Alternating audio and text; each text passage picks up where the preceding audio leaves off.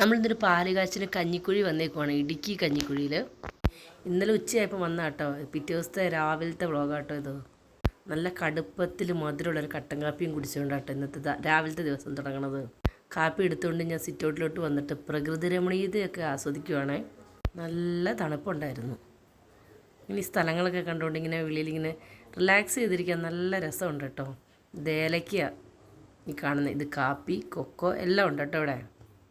കാപ്പി കുടിച്ച് കഴിഞ്ഞപ്പോഴത്തേന് മീനും കൊണ്ട് മീൻകാരൻ ചേട്ടൻ വന്നേ. അപ്പം ഞാനിങ്ങനെ കാണുമായിരുന്നു കേട്ടോ, മീൻകാരൻ ചേട്ടൻ വെട്ടി ക്ലീൻ ചെയ്ത് കേര കൊടുക്കണതൊക്കെ.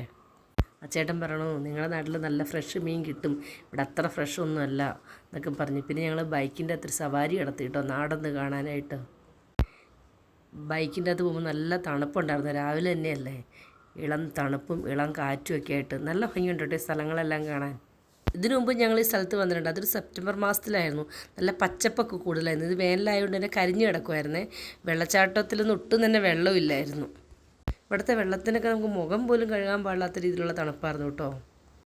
ഞാനൊരു ഇടുക്കി ജില്ലക്കാരിയാണെങ്കിലും നമ്മുടെ ഭാഗം ഹൈ റേഞ്ച് അല്ലാത്തതുകൊണ്ട് തന്നെ ഞങ്ങൾക്ക് ഇങ്ങനെയുള്ള സ്ഥലങ്ങളൊന്നും ഞങ്ങളുടെ നാട്ടിലില്ല കേട്ടോ. ഏലക്കയും കാപ്പിയൊക്കെ റെയറാണ്. പിന്നെ കൊക്കോയുണ്ട് ചില ഭാഗങ്ങളിൽ. പക്ഷേ ഇതുപോലെ പ്രധാന കൃഷിയല്ല കേട്ടോ നമുക്ക് അവിടെയൊന്നും കൊക്കോയും ഏലവും കാപ്പിയൊക്കെ. ഏലമൊക്കെ ഞാൻ ഈ ഇടയ്ക്ക് ഇവിടേക്ക് വന്നതിന് ശേഷം ഞാൻ ആദ്യമായിട്ട് കണ്ടത് തന്നെ.